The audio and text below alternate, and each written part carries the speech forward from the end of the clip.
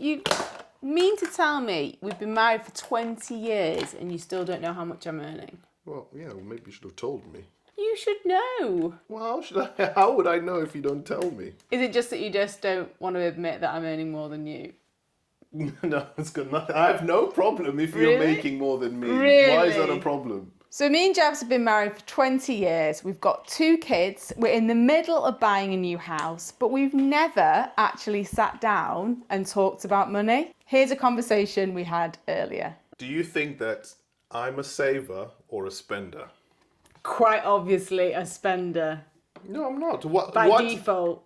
What do you mean by default? How am I a spender by default? You've always been a spender from the day that I met you. Spending on what? Food, restaurants. But everybody needs takeouts. food. Yeah, but no one needs takeouts and restaurant food for And you're not convenience. eating that takeout food. But I would still much rather do home cooked to save money and it's better quality. It's better quality when I cook it. Okay, what about that time you spent £400 on a drone and you tried to hide it? You said I could have the drone. You didn't even ask permission. You just went and bought it behind my back. Yeah, but that's and the then time. whipped it out in front of the neighbours one day showing off. Yeah, because we're trying to make some money. How do you make money from buying? Because we're filming stuff. And then about 6 months later, you bought the upgraded one. Yeah, but I sold to buy the next one. But what you So that's made not from really what you spending. sold was nowhere near the cost of the new upgraded one that you then purchased. We needed a drone. All your camera equipment. Well, we didn't need a drone because you don't use it now. You just wanted it as a boy's toy to play with because it was trendy. I sold it to buy a different camera. Holidays What about you like to you? spend on. Do you think you're a saver or a spender? I'm a saver. What have you saved? I can prove to you now. I bought this skirt from a charity shop. Just taking the label off. Full price £40. Charity shop £10. How do I know that's true? That's the full price. This still says just £40. And I've got the receipt in my bag because it doesn't. It's a River Island skirt that's not in stock anymore. But And it I still bought it in says £40. From Age Concern for £10. That means you're saving. Yes, I've saved £30. How about well, look at what you do to your children. What? How much money you spend on them. But that's positive activities. What do you mean positive activities? Sarah, Sports activities at Christmas, that keeps them out of trouble. last Christmas, you spent about £400 on each child. But Christmas a is child only one doesn't time a need year. that. But why are you spending that much money? I save throughout the year Okay. to be able to enjoy a one-off But Christmas then look celebration. at this. Then how about the fact that everything that you've bought for them at Christmas hasn't even lasted 3 months? So how is that saving? Josiah's monitor and Xbox he's had for about 7 years. He got those for his birthday, and that was a combination of And games for expenses his from your Xboxes parents. he still does. Mimi's Nintendo she's had for about 6 years. All That these was a things, Christmas but they don't present. need all this stuff. Phones. But then that I they still can't. use. Then I can't have a drone. Then I'm You not, don't need I'm a not allowed drone. a That's drone. a luxury. It's a luxury. It's not a necessity. Holidays are luxuries. I always save us money on holidays by going. Holidays are in the better UK. than things. In the UK and like borrowing cottages from friends and stuff and paying mates rates. Okay. I save us money on those. Here's So we're not here's a going abroad question. 3 Here's a times question. Do you think it's more important to spend money on experiences or on material things? Experiences if they're not extravagant and material things if they're necessary. Why does there always have to be a caveat? Because- Just answer the question. Because it's too broad, the question. It's not broad. I think experiences are good, but the wasting on luxury, like going abroad and doing all inclusives, I don't think are necessary. What do you think the to do kids every year? Because when you the can kids- still have the same experience. Let me finish. You can still have the same experience with your whole family in Cornwall in a cottage that's cost a fraction of the price, and maybe even a better experience. Because I remember those experiences even more than the all-inclusive holidays that we've been on. But when the kids grow up, what do you think they're going to remember more? Oh, mom and dad bought me an Xbox. Or, oh, that nice holiday we went to in a hotel with the all-inclusive where we did this. What are they going to remember more? Remember the nice holiday that we went to Cornwall that was within walking distance They of the don't even beach? want to go to this other Cost of holiday. yeah, but and Mimi remembers the cottages in Wales trips. I remember those more probably because Oh, you say it's about you!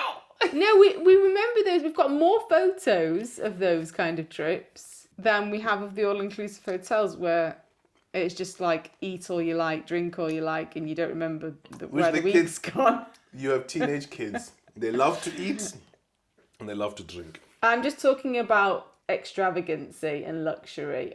I think you fall in that category. I don't. I try and save wherever we can. Do you think that it's okay for me to be sending money home? It depends what circumstances. Again, it depends on a lot of things. So the circumstance that your family are in, as to why they need the money, and other siblings in your family who might be in a better position to send the money because they don't have dependents or children to look after. Why aren't they contributing, and why does it fall on you when you have your own Because I'm children the to older. look at? I'm the eldest. That's what I don't agree with. Just because you're the eldest of the family, it should be down to circumstances, individual circumstances, not just because I'm the old. Yeah, but it's a cultural thing. If we're struggling to pay for our children's school uniform and our mortgage and bills, and you're, but they're always going to come sending first. money home, so that's what I'm saying. They should come first. And you're already telling me I need to find extra income elsewhere because otherwise we're not going to be able to pay our mortgage on our new house. But then you're going to be sending money home when you've got a sibling who doesn't have any children. Mm-hmm. So she could also be sending money home. But there's been times where you've had to pay the whole bill for things and she's not paid a single penny, and you had small children. Yeah, but it's a cultural thing. In my culture... you asked me if I agree. I don't agree with that. Okay, I don't agree but with in my the fact culture, that the son should eldest in the family must look after the rest of the family. But my dad had to do it. But if the sibling is younger and they are looking after themselves and they've got the capacity and the eldest doesn't, I don't think that's fair. That you abide by what the cultural rule says. It's not really a rule, but it's kind of... It's what's assumed. But that's only assumed based on the fact that the man is the earner. Or the woman. But yeah, and if you've got a sibling that's younger than you who's earning more and got no dependents, I think it should fall, and that's where the British culture is more about circumstances than who is the man and who is the woman. Because I have a sibling who's in a better financial position than me, and if it came to my mum and dad needing help, they wouldn't come to me, they'd go to her. But also the difference in the British culture is the parents look after themselves financially. They don't rely on their children to look after them. No, but then there's the question is why... You don't have children, then expect your children to look after you. You should look after yourself. But then there's where I see there's a cultural issue of... You see a lot of elderly people in these old people's homes. And like old people... I've noticed in this country, these old people die alone. Because... Yeah.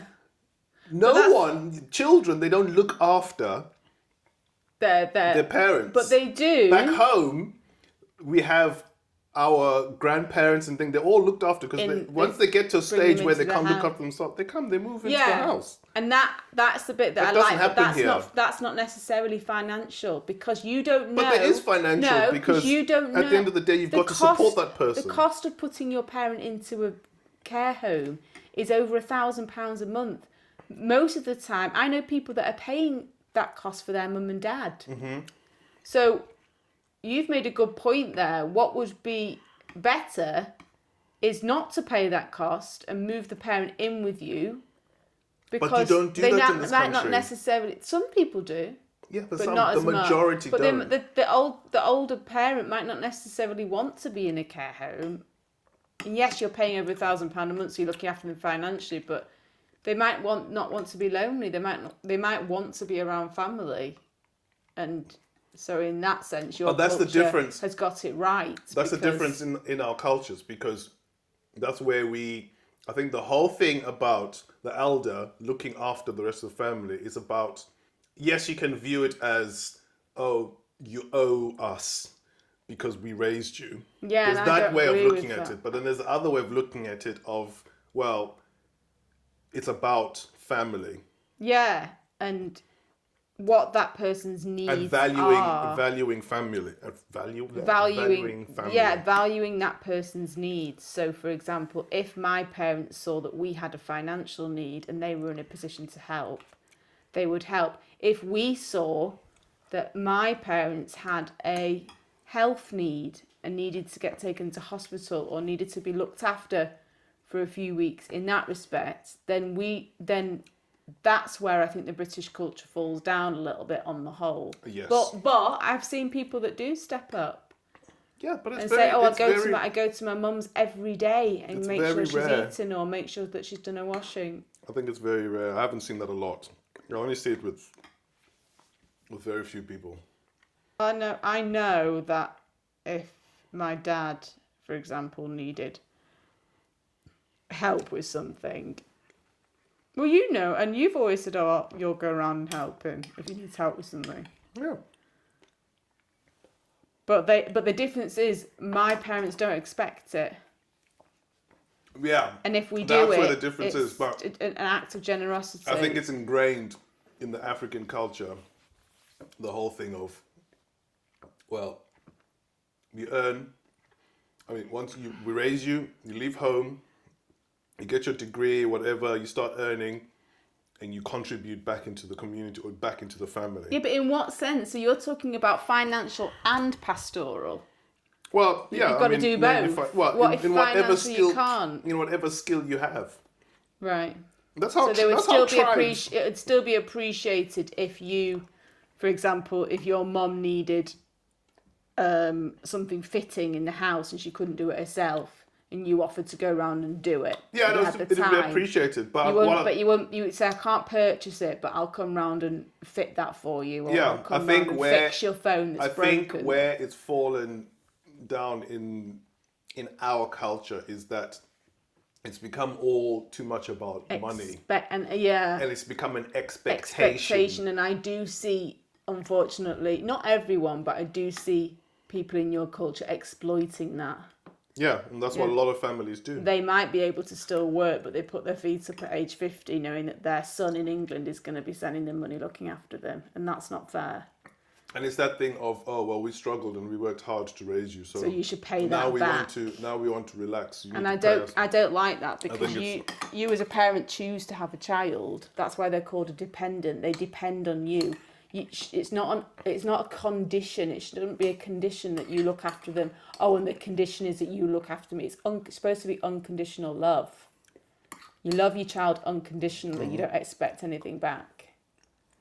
And that's where I think it falls short. But I'm telling you now, my children are not putting me in an old people's home. I'm going to live with my child. Look at how I'm suffering here. I'm telling you now. You chose to suffer because you brought the child. What do you mean I chose to suffer? You brought the child into the world and they depend on you. That wasn't my choice. It wasn't your choice, but it was a consequence of your actions. Yeah. Your actions. Then it's your fault. Because you look the way you do. Okay, here's a question. Do you think couples should have separate accounts, joint accounts, or both? If you're married. I think joint accounts, but not just one joint account, because obviously we've got like a joint account, a personal joint account, and a business joint account. Mm-hmm. So then you can kind of keep them separately, but finances should be shared. Is my opinion. So I think joint account. So you don't think you should have your own private finances? So you shouldn't have your own private finances? No. Why? Because it goes back to the marriage vows. What's mine is yours and what's yours is mine. All that I have I give to you. All that I have I share with you. So you're allowed to have your own pennies. How is you having your own pennies? Okay, all but then, that I have I give to you. Okay, but then what happens when it comes to buying gifts for each other? So if I'm buying you like an anniversary present or a birthday present, I can't go and pay it out of our joint, because then you're gonna know how much it is I spent and what it is I'm getting for you. Get the cash out. But then you know how much cash I've drawn out. I'm not going to go and check the bank balance every single day to scroll through what money you've been taking out. And also, I won't know that money's been taken out for me, because you could have taken it out to pay the football coach or something like that. Oh, but there's nothing wrong with having your own thing to have like just some pocket money for yourself. Oh, You so make- it's about the pocket money, not about the gift. No, we both work. You both earn money. Yes, all of it goes into one thing to pay the bills, but then there's nothing wrong with having a little bit of that money to go and spoil yourself. So it's more about spoiling yourself, No. not about spoiling me with gifts. It's a joint thing. You can also spoil yourself. Spoil yourself if you want to spoil yourself. I'm not stopping you from doing that. So you think that, like, if I wanted to go and get my hair done, for example, Yeah, there then you go. could give me like No, 80 quid a month. see what I mean? spends. Give you. I'm not giving you. No, from the joint account, 80 quid goes into my personal account a month or every 6 weeks to spend on my hair. Yeah, every month. But you could do that. You could do that within the same account Why? because you could just budget it out. Listen, you're allowed don't to need to just pay because into you're a different married. account. Just because you're married, it doesn't mean that you're not allowed to have your own independence. What are you trying to hide? There's nothing hiding. You can do it within the same account. No, you can have your own independence and do your own thing. You don't have to be in each other's pockets every single minute of the day. But you're talking about spoiling yourself, but you could budget that out. But you're saying that it's necessary to have a separate account. Yes, and I think you're more to do gunning your own for thing. privacy then, not It's for... got nothing to do with privacy. So doing things that I don't know about. Like what? I don't what is know. I'm Just so going to be doing? you just want to Do you know think that I'm you've just got going that to freedom. book myself a holiday somewhere and just go on my You own? could walk into a strip club, for example. Yeah, why not? See? You could take someone out for dinner that I don't know about. Like who? I don't know. I'm here every day. But it's dangerous to have a private account that your wife isn't aware of. but then where's the trust for- then? I do, but There you go. See? it's paving way for temptation if you've got No, that private my account. It is in a way. You can't live your And no life in fear accountability. and not trusting someone. Yeah, but the accountability is always going to be there because you have a thing called a wedding ring. You have a marriage certificate. It's all there. Really, you just want to go and buy the latest drone and me not know about it and use your own private account. Well, I'm sure if £400 disappeared from our joint account, But that's I'd why you know want a about private it. account, innit? And you're covering it up with, I want to buy you gifts. Yeah, I do want to buy gifts. I'm not buying you a gift now after the way you're treating me. When you think back, what do you think was the biggest financial or money mistake that you think we made? Not going to like this answer. But our life insurance policy, I think we took it out way too early. We were paying a lot of money per month and we took it out when I was about 30. So we had it for like 12 years. We weren't like even benefiting from any of the perks. Well, we were. Which ones? Well, we did get the half-price holidays, getaways. In the spa. We had those spa days. We did that a couple of times. That's it. That's pretty much it. Our watches. I just don't think for what went out I think we took it out too early. I don't disagree with Maybe life we got out the insurance wrong policy. We probably signed up to the wrong type of policy. And I think we took it out too early. Why'd you take it out too early? We were like in our 30s. We were young Thundercats. Okay, spring so chickens. you think Nothing was you're happening to- invincible. This is the issue I have with people who don't like want to take a. You're okay with protecting your house with insurance. You're okay with protecting your car, which depreciates every day with insurance. But then you're not going to insure your own life to make sure that if anything happens to you or me, that the family, your kids are going to be secure Yeah, I get that. financially. So if something happens to me, I can get up now, walk out there and get hit by a bus. And then you don't have the insurance, and then you're left paying to pay the mortgage. But again, That's the whole point of life where's insurance. the trust in the fact that God's got your life and a Oh, plan come for on, your but life? Sarah, I've heard pastors preach on this. It's like saying, okay, I'm ill. I'm not going to go to a doctor because you've got to trust that God is going to heal you. But God True. didn't create medicine and doctors Yeah, but for look, you not to go I to know, them. but you asked me the mistake. In hindsight, it's a wonderful thing because looking back, nothing actually happened to us. So we didn't utilise But you can't. the you don't- policy. But at no one has a all. crystal ball. I know. Maybe the thing we should have done, I think, was probably take out. No, it's income protection rather than life insurance. Yeah. So income protection protects you from if anything happens to you and your job, if you get ill and you can't work for like 6 months. That's more likely to happen than, well, everyone's going to perish at some. But I'm just saying, you're more likely to use that than you are. Yeah. Life insurance is like that's at the end of your life, and if you live until you're 100, like you'd have paid a ton of money for all that, and then but at the end of the day, still you're. So what do you think then? Benefit I think you've persuaded me that probably wasn't a mistake then, or No, I think it was a mistake in that I think we probably took out the wrong type of policy. Okay, but what's your think that our biggest money mistake is then? Our biggest money mistake was probably not about spending money, but not spending money. I think our biggest money mistake was not doing the extension on the side of the house when we had the opportunity to. Yeah. Because when we did the other bits, we had the option to do the side to increase the value of this house. And he gave us a really good quote. And the quote that he gave us, by the time we decided that we wanted to do it, a year later, it had doubled. It tripled. Yeah. Because of everything that happened after COVID. And we were also advised from someone else not to go out to the side because we wouldn't get much space back. But with the quote that he gave us, it would have been worth it. Because every time someone viewed our house, they were saying, oh, where's the downstairs toilet? Where's the downstairs utility? I think in terms of a money mistake, not that we spent the money, but we didn't invest at that time the money in that. Yeah, because that would have added an extra 50, 60K. There goes the big spender again. You're not regretting any money you've spent, you're regretting money you haven't spent. But that's saying no. You're a spender by default. That is not how that works. That doesn't translate to that.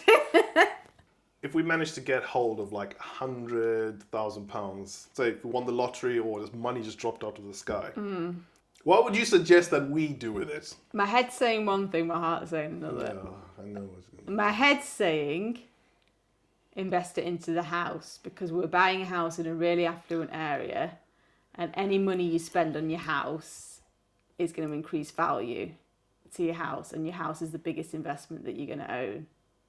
That's what my head's saying. Or buy another house, but then you've got the problems of managing it and blah, blah, blah, and I don't want to go down that road. But my heart's saying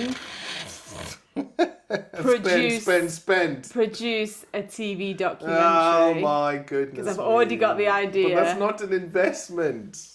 It is. How is it an investment? You're not going to get a return on that investment. But that's why I say it's my heart because that's that's a passion project that I really want to do, and with 100K I could produce an amazing. So you'd waste money. No, I'd go with what my head says because I'm boring and safe. What about you?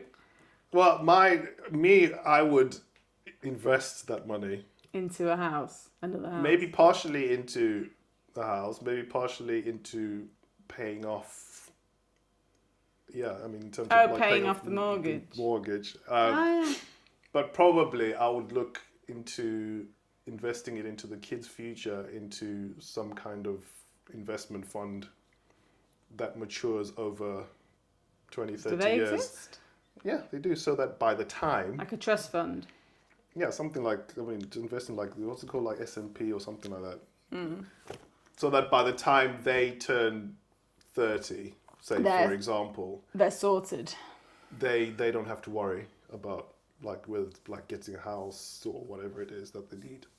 Or getting a job because we do want them to get a job. Oh no, they're getting a job. As soon as they turn 18, they're getting jobs. But so that would be like 50K each then that they've got. I'd probably I'd probably invested in them 50K. Yeah. Give them 50K each, and that'll just be invested in. But they don't get that till they're like 25, 30. It'll be in some kind of trust fund or something that matures over time. Yeah, over 20 years or so. But then they would still have to worry because they won't be able to access it. Yeah, but that's the point. They don't access it until. Until when? until they're like 30. Right. They're not going to be I don't financially. even think those kind of They things. will not be financially responsible No. until they're about that age. You got to, I think, to be financially responsible, you've got to have lived and a certain amount of time on your own, understanding the things that are important, like paying bills, Yeah. all those things. When you're 18, if someone gives you money when you're 18, what's the first thing you're going to do? Spend it on clothes and shoes that Exactly. just shrink in the wash, or you lose or break or Unless get damaged. you have learned from a very young age about how to be financially responsible. I wasn't really financially responsible till I was about 30. Yeah, I know. So there you go. The big spender. No. So what do you think you've learned then now over the 20 years that we've been together when it comes to money? I think I used to Apart think from the fact that you're a big spender. No, I'm not. I'm a big saver. I used to think that managing money meant controlling it, and maybe like controlling it all in my own mind. But now I think being honest and talking about it actually is more beneficial, and seeing where both people are at, because you've got things to contribute that are significant as well, and ideas and stuff, so we both need to be always talking and communicating about it more. Yeah, I think for me, I think I probably learned not to be scared to talk about money. And maybe for a long time, I think when you get married, you always think, yes, all the money that I had before we came into it. Yeah, all the money that you have. No, but I'm just saying, if you're someone and you've made money, you've done something, and you've always been independent on your own and done your own thing, and then you all of a sudden you come into you get married, in a relationship, you get married, and then you have to put everything together and share. Yes. I think that's where the tension happens, and I think I've learned that yes, it's okay to talk about money, and getting to that and understanding that thing of what's yours is mine and what's mine is yours applies to the finances as well as the other stuff, the body, and you know what I mean. Yes. Which we can talk about much more easily. But communication then, and then, being honest and transparent. And then I think learning about investing stuff, I think we should have done that much earlier. But that's a whole other thing. Because we're old now. Past it. No, you're never Even the too mortgage, though, even the mortgage, by the time 30 years is expired, will be retired. So it does kind of show that you need to think about these things in your 30s, not in your 40s. In your 20s. In your 20s. Yeah. Don't sit playing rent like till you're in your 30s. Think about buying a house now, because you'll get a better mortgage rate and they won't be asking you about how you're going to pay your pension. Because when you're 40... basically make your investments early, I think. Yeah, we should have done it a lot earlier. Yeah, make your investments early, definitely. And that's what we want to teach the kids as well. And it's good that the kids are actually asking about it. Yeah, it is.